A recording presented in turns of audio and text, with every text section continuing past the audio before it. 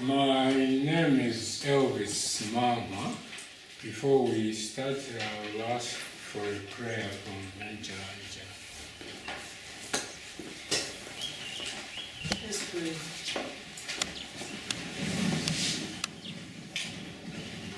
Father, we are always grateful for your mercies that endure forever. We thank you for this morning. Thank you for this place. Thank you for the purpose of this meeting. As we meet together, we pray, my Father, for good understanding, for wisdom, and for clarity of mind as we do our deliberations. We pray that, eternal God, your purposes may be fulfilled in us. We thank you and give you the glory and honor in Jesus' name. Amen. I really want to thank you for coming. We really appreciate your coming. And the way we have tailored this morning is not really a meeting, a conference, it's a conversation. Good morning. Major Angela has started for many hands. Good morning. Catherine Shakwaya from England. I'm Lieutenant Timando from Monze Million Flat. Good morning. I'm Constantine Muchema from Harmony Community Foundation.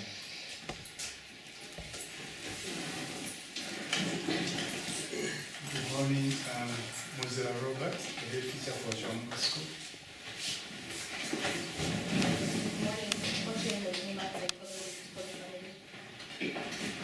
Good morning, I'm Hilda Siloa from Monze Police, representing the commanding officer. Good morning, I'm Chola graduate from Holy Family. Good morning, everyone. I'm Ngambela. I'm the principal at Monze Community Development Program. Good morning, Banda Brian Yamkan. My name's Head Holy Family. Good morning, I'm David Smawa from Many Houses. Good morning, everyone. My name is Anita Mlinga from Psychological. Good morning, everyone. I'm Madres Daka Grace, registered nurse from Monze Correctional Facility. Good morning, everyone. I am Tresford Skwanda Chanda, physiotherapist, Holy Family. Good morning, everyone. I'm Brenda Direnda from Social Welfare. Good morning, I'm Jabba Tababa, a journalist from Welfare. Good morning, everyone. I'm Brother Brian Shiguruma from the Bishop's Office and the Catholic Diocese. It's Brother Innocent. I'm from here, Holy Family. Good morning, everyone. My name is Mike Daniel from Gurelu. Good morning, everyone. My name is Luana Lianda from Baita. My name is Frederick Machi from Zanis. Morning, everyone. My name is Perry Kwano from the neighboring farm. Good morning, everyone. I'm Monge Hamilton, Prime Minister for Chief Council. As you have heard, I'm Banda based at the Child Development Centre, which is another section for Holy Family, which is across the rail line. Most of the people do not know about this Child Development Centre. I hope by the end of this session, we are going to have time to pass through the Child Development Centre so that you can appreciate what Child Development Centre is able to offer. Mostly at Child Development Centre, people think that there's only a school there. There's beyond what you see. At Child Development Centre, we've got 4 departments that are working there. We've got the physio department where you find children who are 0 to about 7 years where they are taken care of. We also have a social welfare office there, direct from the district office we have there. We also have a clinical department, lastly, the school where I'm attached. Holy Family School has got 140 learners, with 42 learners living with disabilities or having disabilities. These disabilities range from hearing impairment, physical disabilities, intellectual disabilities. We also have autism spectrum disorder in the school. Then we've got also learners with multiple disabilities. Why are we bringing this to you? We want you to work with us. We want you to be our mouthpiece when you go out there, because we are able to handle learners with special educational needs. And again, what you have to know, Holy Family School is one of the schools in Monze that is offering inclusive education. There should be Holy Family, Chongo, Primary and Secondary School, even Rusangu, if I'm not mistaken, are the only schools, the whole district, where we have got more than 170 schools. But the 3 schools I've mentioned, we are able to offer inclusive education. What is inclusive education? This is where a child with special education needs is made to learn together with those we have perceived to be normal, to learn together and using the same curriculum. Then we've got learners who may not follow the so-called normal curriculum, where we give them what is called adapted curriculum for them. That's where you find activities for daily living. Our interest in offering that curriculum to some of the learners, we want learners to know more about their hygiene. It is very disturbing seeing an elderly person either being wheeled to the toilet or being aided going to the toilet. When I see those happening, I ask myself, where are our traditions? Where are our customs? Where have we taken our values? Someone should not know why I'm opening and entering that room. But with what I see, everyone will know what I want to go and do in that room, which is not supposed to be the case. Bring those children to us at a tender age, or try to give them the necessary knowledge so that when they are of age, they will be able to go to the toilet on their own than being aided. Although we've got severe cases that we have no control over that, but certain conditions we can control them and put them in the right order. For now, I'll end my presentation here, unless if there are questions, I'm sure it's going to guide. Thank you very much. I proudly serve at Holy Family Institution here, where we are committed to transform lives through mental and physical rehabilitation, special education, and other healthy services. At this institution, we believe that everybody, every individual deserves a chance to live a dignified life, regardless of their physical, mental, or educational challenges. At this moment, it is my honor to take you through everything that we do here and the impact that we are making in our community, and the opportunities that we see for growth, transformation, and collaborations. Holy Family Institution spans across a lot of services, including mental rehabilitation, physical rehabilitation, special education, nursing, and other health supportive services. I represent the physical rehabilitation, where we have the orthotics and prosthetics department and the physiotherapy department. What comes in your mind when you hear orthotics and prosthetics department? Pretty much a lot of people have got ideas about this department. This department functions on restoring dignity through movement. Let me elaborate more on that. In our communities, there are a lot of people living with disabilities. And these disabilities restricts them from performing their abilities to walk, work, and even take care of themselves. You know, there are a lot of causes that can cause that, but mostly this results from medical conditions and physical trauma. In most cases, it might be congenital. What do I mean? So when I say congenital, it's something inborn. I can give an example of cerebral palsy or clubfoot.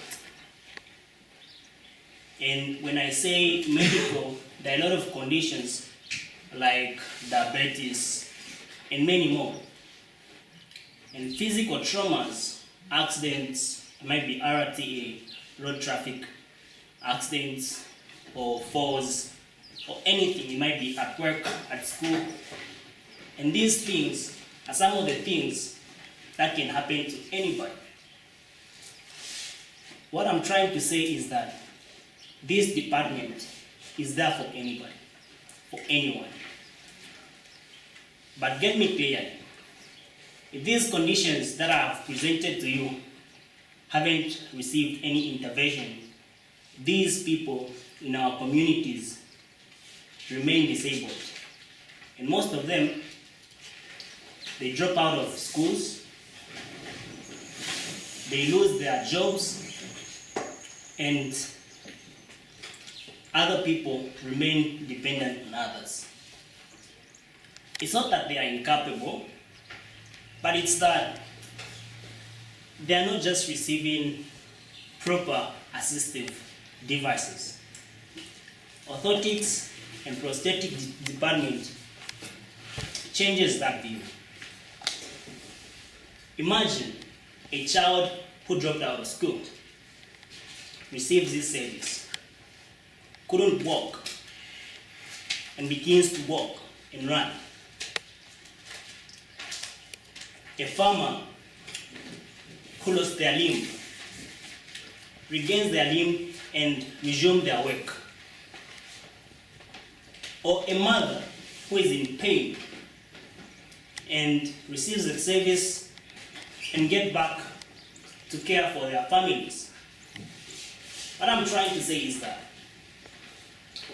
these services or this service are not just, they are not just a medical service, they are a social and economic solutions. You know,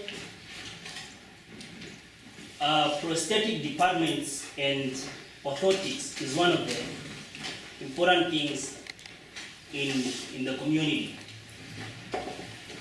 But the challenge that we have is that we're having challenges with materials. Though there is very high demand, but the resources are limited. We have people lining up for these services, but the department is constrained by the availability of materials and support needed to provide them effectively. Let me move on. Let's talk about physiotherapy department. Pretty much a lot of people have heard about physiotherapy or physical therapy. what do you think that is? Anybody?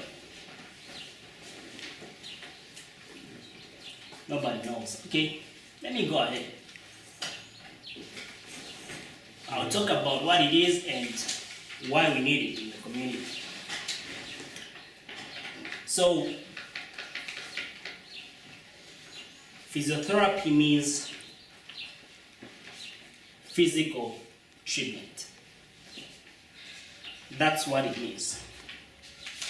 We don't use any other modalities to treat people or treat bodies or any condition, but we use physical means. Look around you. What do you see? Look around. What do you see next to you? Physical bodies, right? Yes, we know that we humans are spiritual beings, but we manifest in a physical body. And just like any other machine, this machine, the body itself, can break down. And that's one of the things that most people don't realize. The breakdowns can be caused by a lot of things. It might be medical or trauma. When I say medical conditions, there are a lot, and these conditions can arise from a lot of things, including stress. And when we talk about stress, it's something that is faced by everybody. So, stress can cause a lot of things. It's one of the leading things that is causing a lot of condition arising. And when you talk about medical conditions, 80% of them are non-communicable diseases. What I mean by non-communicable diseases are diseases that cannot be transmitted from one person to another. This includes diabetes, hypertension, and a lot, heart failure, heart problems, a lot of conditions that I can talk about. What I'm trying to say is that stress is a leading cause of all these things. And regardless of a condition that will come out of this, we physiotherapists here at Holy Family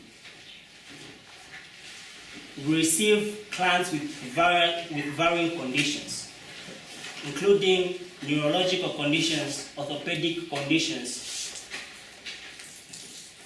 and a lot. So when I say neurological condition, it can be stroke, can be a spinal injury, it can be cerebral palsy, and it can be a lot. And we have orthopedic conditions, including back pains, arthritis, with different conditions. Holy Family Rehabilitation Centre has got two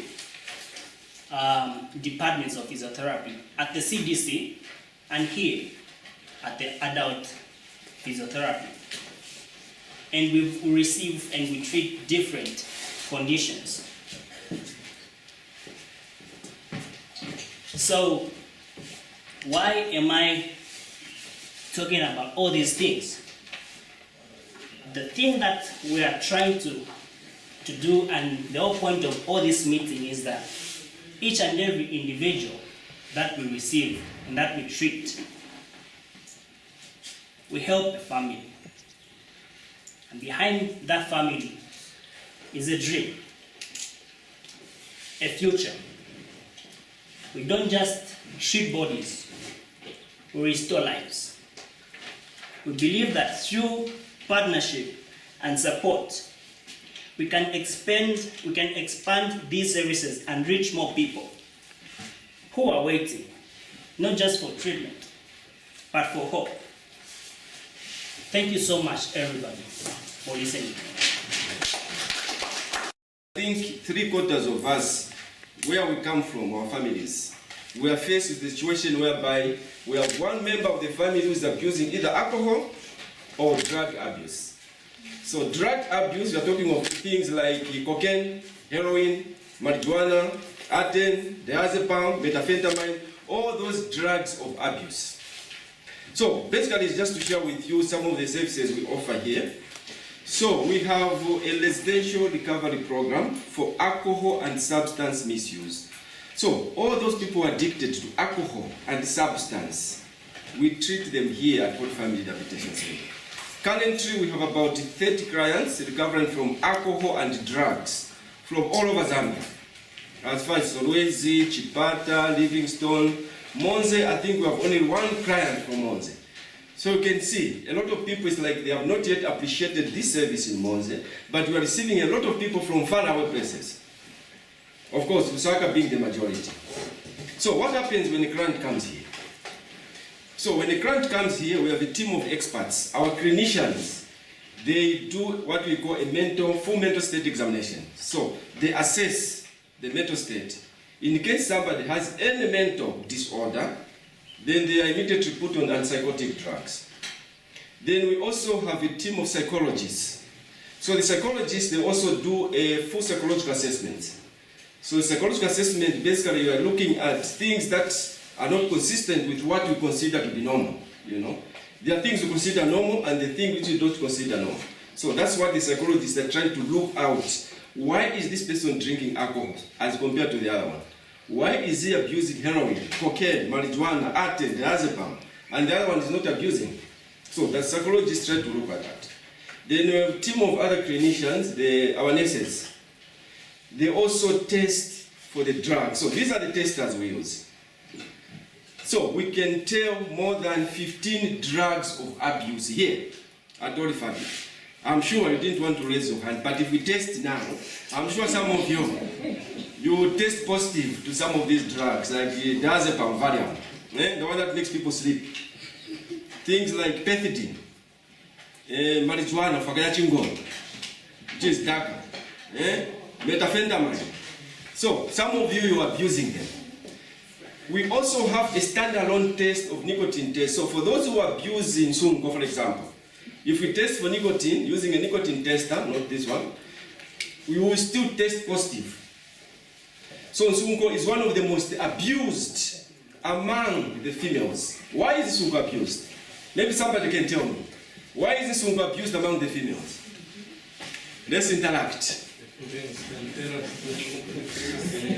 Both male and female, I think you have heard about this. Why is it most abused among females? Okay, have we heard of Nsunko first? Yes. Now tell me a little bit about Nsunko. Why is it that among the tobaccos is the most abused one? Yes, please. Yeah, according to my research findings, it is considered as a food warmer. Yeah. Food warmer, it warms food when you put in the food. I mean, Board warmer. Yeah, another one. Why is Nsunko most abused, especially among ladies?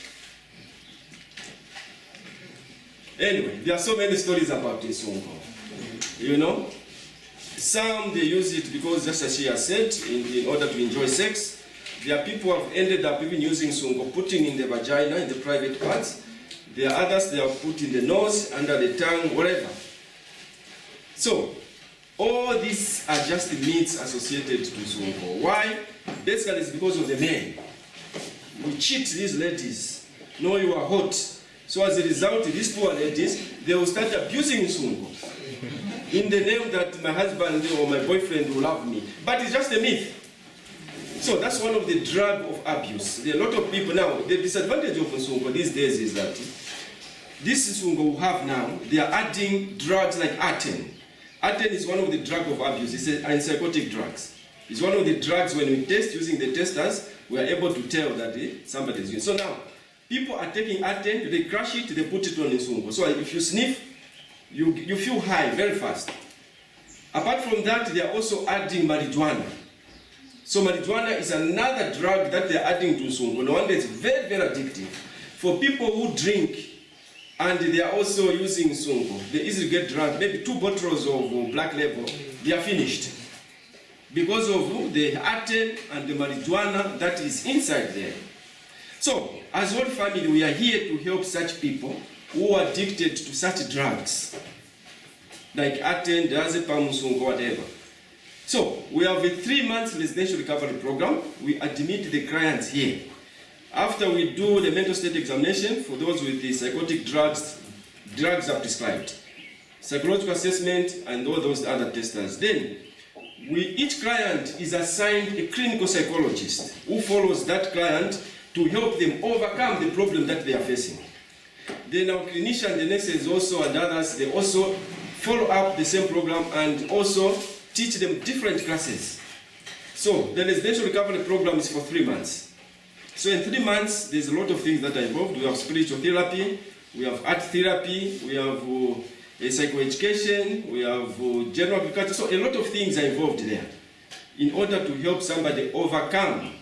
Then once a month, we invite the family members of those who are addicted to alcohol and drugs. We sit together. These people are coming from families, isn't it? So we need to sit with the family now, that once they leave the rehabilitation center, they have to be reintegrated back in their families and also the community. So we already start preparing them psychologically, so that as they go back to their communities, to their families, they are well accepted. I think most of you know the myths associated with Chainama. When somebody goes to Chainama, you come back, they will send you footage. No matter what you do, they will say somebody is mad. You know? So we are trying to cut that, so that we don't take our family members as mad people. No. These are our brothers and sisters. We stay with them in the houses. I'm sure some of you, after this presentation, you will say, that member of my family, I think I'll take him to our family. So we have a number of testimonies from this institution. We have a number of people who have passed through this rehabilitation center. They have gone back and they are very good citizens and very, very productive. So that's about the residential recovery program. Then, apart from that, we have the outpatient, the Psychological Counselling Services. So anyone who has any psychological problem, they can come and access our services in the psychology department.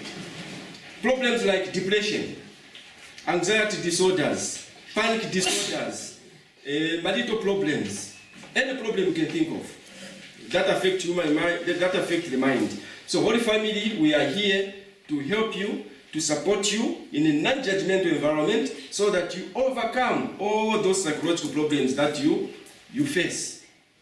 So we tried deliberately to avoid having the police around, with guns and all those things, so that people are free, We shouldn't make like a prison. When people come here, they feel like they're in prison, they are not free. But here, it's a very free environment. We can easily interact, we share stories, and all those things. So, if there's somebody who's addicted to alcohol, you have a family members that are addicted to alcohol or drugs, please, we are here for you. We won't judge you.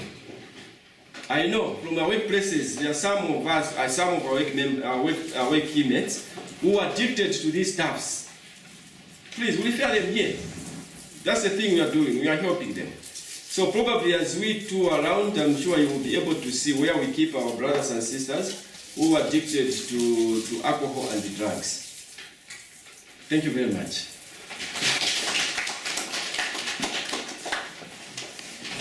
Thank you so much. You talked about me when it comes to things like Sumko, the beliefs, which I think we can say it's talking about tradition. And then you also touched on family. I think in all seriousness,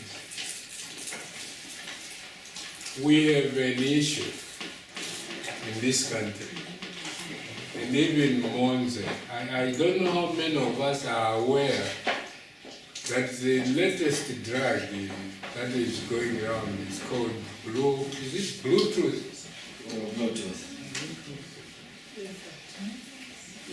Okay, probably I can mention a little bit about Bluetooth. I deliberately avoided it, but since it has come, so what is happening even here in Monze? Because of these injectable drugs, sometimes they don't have enough, especially the youths. We have more than 20 people in one room like this. So what will happen is that we're going to inject one person with different kind of drugs. Then they will use one syringe to remove blood from there, then they will start injecting each other like that. So remove blood from him, we inject the other one, we remove blood from that one, until all of us, we are drunk, we are just like zombies. So that one is happening here in Monze. We have a number of cases that have been reported here, but you know, this one is a little bit under the carpet. Probably the government officials, they are aware, they are not coming up in the open, but this is what is happening here in Monze. Bluetooth is real, it's there. The latest incidents, there was one young boy, about 17 years. He was all the time going to Monze Mission Hospital to ask only for one syringe. He will go there, please, I'm asking for a syringe. You want to give him 3? No, I only need 1. So people got inquisitive. Why is this young boy only asking for 1 syringe? We tried to follow up, you know, as usual, a little bit too slow to act, you know. By the time the boy opened up, they reported where they are found. By the time the police were going there, these people had already vanished. But it's happening here in Monze. Bluetooth. Thank you very much. Good morning, ladies and gentlemen. Riding on all the protocols that have been already established, I would like to share something. As introduced already, my name is Frederick Kumar. I teach at Wembu School. I have been teaching for the last 31 years. And in my interaction as a teacher and a parent for that matter, not just a teacher, a parent with 4 children, one is a police officer, and the youngest just completed grade 12 last year. In my line of duty as a teacher and as a parent, the issues we are discussing here, ladies and gentlemen, are worrisome. Worrisome because this time around, I know what a seed of dagger looks like. I know what a cigarette looks like.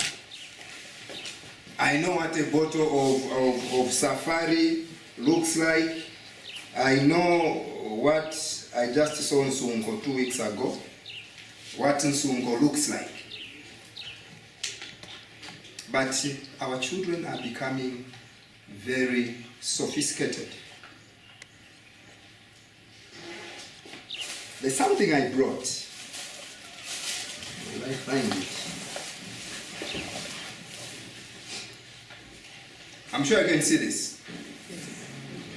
If I put it there, that's a pen.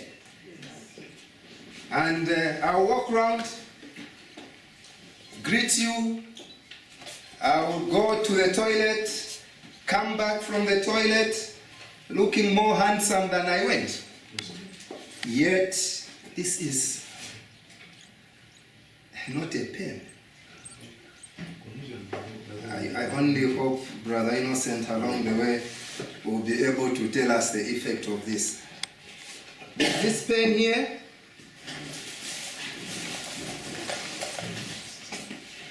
at least this, you can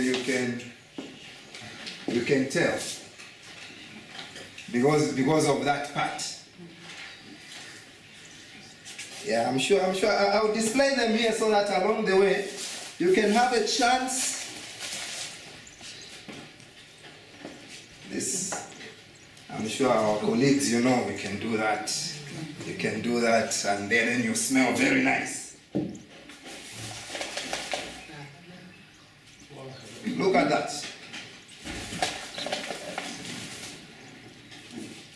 Look at that. There's even one I have which has a charger. Look at that.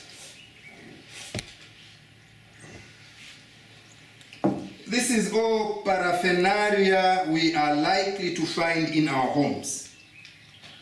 And when we come across it in our children's bedroom, we'll find the children's bedroom even smells better than your bedroom as a parent. You even comment, if you are using Tonga, bedroom wa mumunkila kaboto. What you are seeing here, a guest of honor, your honor, these are all forms of drugs. They are called vape. And each one of these here, according to our laws,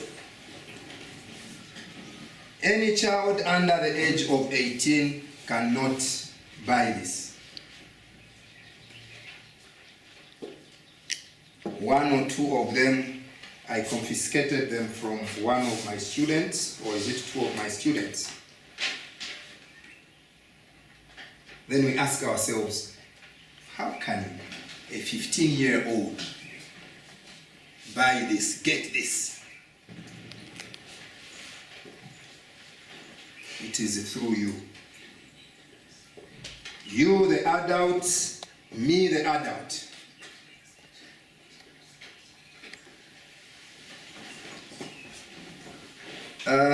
Sorry, Brother Innocent, if I may just put you in the spotlight. Which one is this? That's the perfume one? Yes, the perfume one. Yes. There's one, it's this one. Yeah. So this one, as he has said, these are vapes. So like this one, this is a cocaine vape. So cocaine is put inside there, but in vapor form.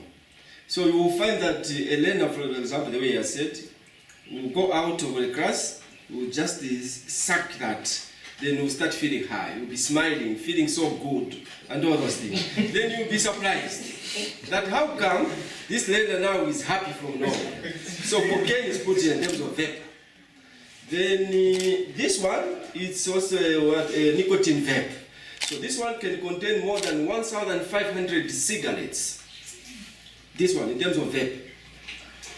So, it's also addictive. So, it's not just the nicotine alone. As I said, they add other stuffs inside that makes our learners, not even our learners only, I think even adults. Even adults are also abusing these things. I can give an example, probably, sorry, Mr. Kumar. No, it's fine. It's fine. We had a similar incident here at Holy Family. One of our clients, female clients, came. Actually, she came with two things like this. So when she came, of course, we normally search our clients when they come here, but just like all of us, I'd never seen this before. So they searched, okay, cleared, pass.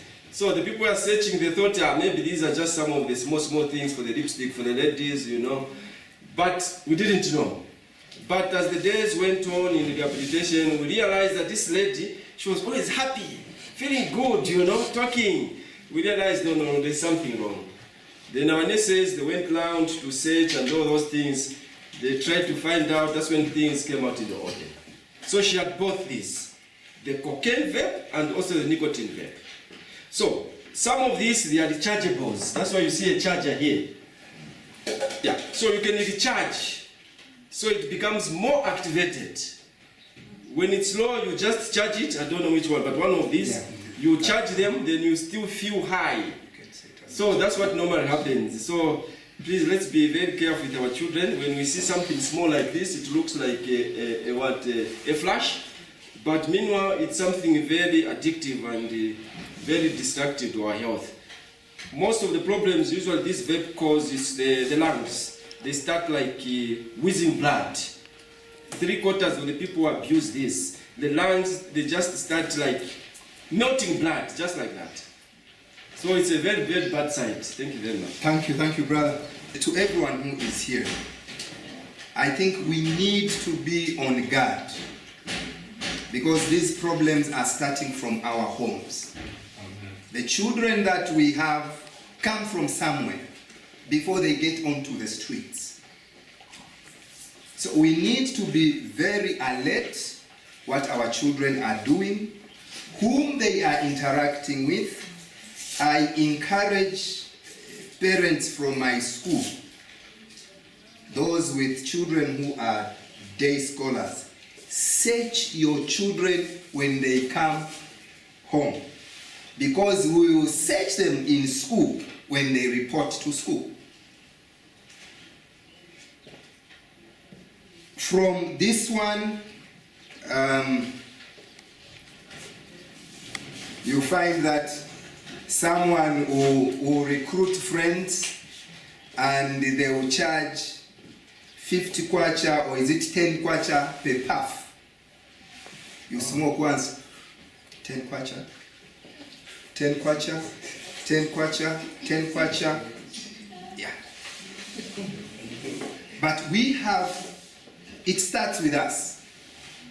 So please, my coming to share today is to help us be aware of these things. I don't know how many of us know about this, have come across this, but definitely this was the first one that we came across from one of our students. And they were, unfortunately, sorry to the ladies, it was a she, walking with it in the breast pocket, and the teacher, commending, nice pen, thank you, madam, thank you, sir, not knowing what it was. So please, let us be wary. Some of us adults don't mean well for our children, and definitely I cannot give this to my child, but I'll give it to your child. I know the effect of this. I wouldn't like it to affect my children, but foolish as I may be, I'll be the supplier. The ones who supply are not their fellow young ones, no. It is we, the adults, whom the children will buy and resell at 3 times the cost of this. So, Mr. Rapatwa, thank you very much. Good for us to move our muscles a little bit. Like I said, I'm Major Angela Hajitapiga, retired from the Salvation Army. Now working with Many Hands. Many Hands is an association, a group of friends that go together. Many of us worked at the Salvation Army institution called Chikankata many years ago, when our faces were still looking very brilliant at the dawn of HIV and AIDS. And you know that that's the place of home-based care. If you allow me to boast, I would say, among us, we are the founders of home-based care. Here we are associates, we are friends with the Holy Family. And today we just want to share with you and invite you to see another side of life. Here we have a rehab center, but we know that, as Mr. Kumalo said, that all of these things, they start in our children's bedrooms, they start in our homes. Our emphasis, as Many Hands, we deal with wellness and health, mental health issues in the community. We believe that communities have innate abilities to respond to their own issues. When a snake comes in your house, you definitely have a way to do what? To get rid of it. Is that not so? Yes. So, when these things are coming in our societies, we must have, societies have a way to respond. And as Many Hands, like I have said, we are community-based. We believe, we use a method called SWOT to go and stimulate, to stir up the waters, like we have done now, what we are doing now, stirring your minds, causing you to think, making you wonder, what next can I do? So when we go into a community, we will stir, and we want to thank the Royal Highnesses of Monze district, the 6 of them. We've been to them to stir them, including our Royal Highness, handsome Mr. Hamsonde here. We have stirred to say, have you heard? Have you seen? Is this thing here? What can this community do? So when we go, we stimulate, and then we are not carriers of the answer. There's no answer that fits everyone. We appreciate in the community, we appreciate what the community is doing to respond. We learn from them what they are doing to respond, and then we transfer or train.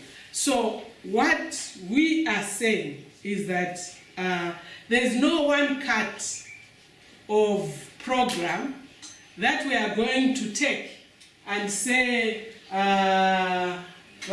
DC, this is how you should work for Monze district, Chief Jongo, this is how you should work for your chief dog.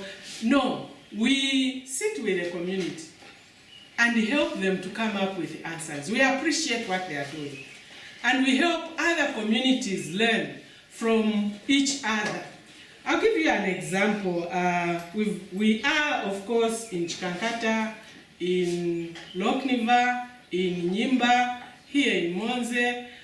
We are connected to some rehab or people recovering from alcohol and drug addiction in Livingstone and in Lusaka, in Kafue. We have roots all over there. And I can tell you today that the response that we have in Lokniva, at a community level, we are building a school. For the school, we have put up a shelter for the children to sleep in. But at a community level, Lokniva has responded with an action group that is going into the communities. If you were there at the National Women's Day this year, you probably saw them do a performance, a drama. So they've come up with a drama group that goes into the communities to talk about mental health issues and issues of alcohol and substance abuse. Chikankata responded a little bit differently for now. They are running radio programs. They are speaking on radio and talking to people. So each community, what we are saying, according to your community, according to the needs in that community, that is the response that we will want to nurture. We do not want to go in and come out, make a prescription that people cannot carry out after you have left. Our vision eventually is to fill the gap that is there in our local communities. You remember that in our setup, when we were growing up, we talked to grandparents about everything. The first person that knew about your boyfriend or girlfriend was your grandmother, isn't it? I don't know about you. You'd talk to your grandmother about anything and everything. And they told you about anything and everything. And even your grandmother, if you're a man, would allow you to touch their breast. You want to know what it is like as a young man to touch, here, touch mine. But that doesn't happen now. So we have gaps in our community. We have gaps in our socializing processes. We have children, when we've listened to testimonies from here, people who tell you, I had nobody to talk to. Everybody's busy. Mothers, fathers are all running around, even grandmothers. I'm a grandmother. We all have our jobs and we have our gadgets. We hardly have time to listen. So the children find other ways. They find all these gadgets from friends on the internet and everywhere else. So our vision is that we may have in the community what we've called sanctuaries or multi-purpose centers, where you can walk in, any age, any gender, you walk in there for anything. If you want physio, you have a section, somebody who will help you with physio. If you want to talk to someone, you have somebody, a space that allows you to talk to someone, a space that allows you to learn a skill, a space that just allows you to be. If you want to scream, you scream. A space where you can just be. In these spaces that we have now, we have to format ourselves to certain standards. We have lost that space in our community where you are unformatted and let your stress go off. So that is what, in a very short way, that Many Hands is.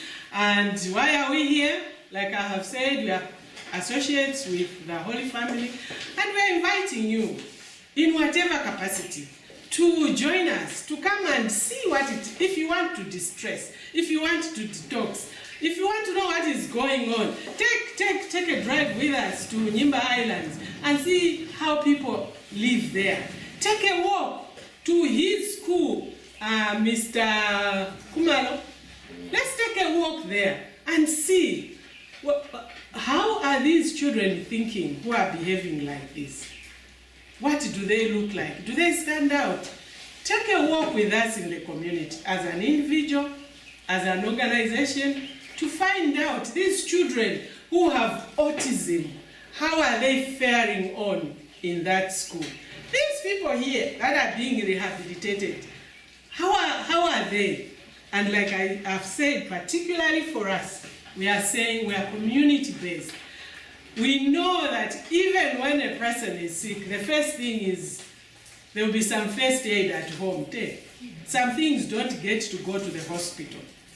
Some things we don't need everybody to get to a level of rehabilitation. Some things we can manage and answer and finish within our communities. And that is what we are asking for. Can we have structures within our communities that will prevent some of these things from going too far?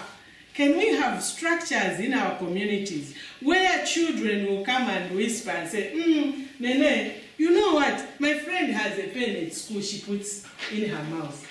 Okay?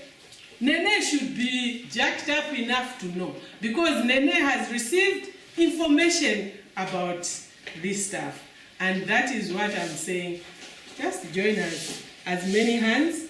If you need a contact of Many Hands, someone to talk to, without your permission, call this number 0977 84 8107. 0977 84 8107 or 96 179 2890. And I'm happy to let you know that our group has good experience, whether it is conflict resolution or Ebola or anything that is fighting the community. We are at a local level, a national level, a global level. Friends that have gotten together with our various skills. And we are saying, whatever skill you have, even if it is the skill of driving, God bless you. My name is Brenda Nyirenda, and I represent my fellow participants in giving a vote of thanks. It's been so wonderful, it's been so elaborate, and this meeting has taken a huge breath from us, because why I say so is because most of the things that were brought to light were things that some of us we've never seen, we've never heard, and so it was so enlightening. And apart from being enlightening, it has brought a lot of light to our minds and a lot of alert in that going forward we'll be very, very careful on what is around us, what our children are carrying to school. I bet most of us as stakeholders will be inspecting the bags as our children are going into boarding schools. I think that one will be doing it, just like I'll be doing it personally. I have a son personally at Canisius, and Sir, Director Sir, I hope and look forward to seeing you making your appearance at Canisius, because it's said to have recorded a number of juvenile offenders in terms of drug abuse and substance abuse. So once you make that appearance there, it will shake Monze and the rest of the world. Thank you so much for making us come to this raising awareness campaign and support in the fight against many vices around our communities. And those vices, we've learned today that they begin from our homes. And so we'll be, going forward, we'll be very vigilant. Believe you me, we'll be very vigilant. And we'll ensure that from the onset, the correct things will be done and correct things will be put in place. Thank you so much. And apart from that, as stakeholders here in Monze, we pledge that we are going to help in the lobby of more support in monetary reform as well as in human resource form. Because as stakeholders, we believe that so we have to work together. And that's why we are here. And an example, giving an example on how we may go. We were given, the Minister of Health, we were given a brief introduction on what CDC is doing just within Holy Family. Minister of Education has been able to provide the necessary staffing in terms of those persons that are not able to speak. They have been able to be provided with teachers who are able to teach them. And as stakeholders, I believe we would want to see also a scenario where the children that are brought in here in the rehab are provided with the necessary amenities, and also the teachers, the relevant teachers to their relevant subjects, because I believe that it's not only those that are out of school, out of colleges, out of universities that are brought to the rehab. Also the school going, they need to continue with their education as well as they are attending their rehabilitation. Having said that, I would love also to say thank you so much for how elaborate our Father has been in this meeting, as well as our Royal Highness. Indeed, you have addressed several challenges that were faced by this institution, and those include security measures, and we are so grateful as stakeholders. Thank you so much. Security is very cardinal for a person living with a disability, and also persons that are being rehabilitated. Those are very cardinal. And also we are grateful that our able government is able to provide CDF. And as stakeholders, we are also on the ground to ensure that the CDF is made available to this institution, not only by word, but also by practice. So thank you so much. And with those few words, beloveds and fellow stakeholders, the media houses, thank you so much for giving me this opportunity to represent you.